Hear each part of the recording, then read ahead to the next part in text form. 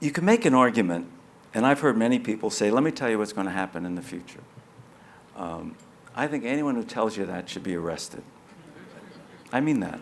I don't think the future is predictable. And I've had people, when I go out to the Valley, arrogantly, ahistorical people with no sense of history, tell me, has there ever been a more transformative technology than the internet? And I look at them like they're crazy, and I say, do you know about Thomas Edison? I mean, how would you have a computer? How would you have an internet? How would you have television or air conditioning or manufacturing without electricity? I haven't even mentioned Mr. Gutenberg. That's not to depreciate the impact and the transformation that the internet has brought.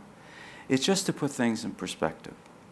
But I think what is also worthy of being put in perspective, and what is different about the era we live in today, is the velocity of change.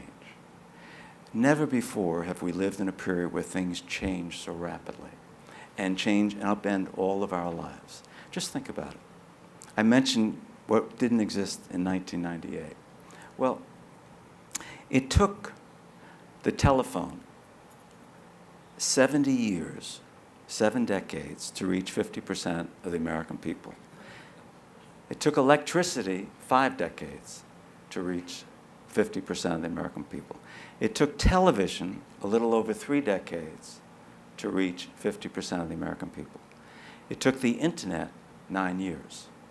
It took Facebook 5 years to reach 550 million users. The speed of change. So if you're sitting in a business, I don't care what your business is, if you're not scared, there's something wrong with you.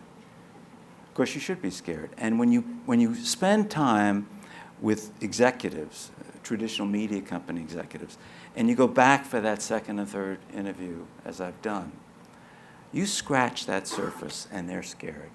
And it's healthy to be scared, as long as they're leaning forward, not leaning back, as long as they're seeing it as an opportunity, not a problem.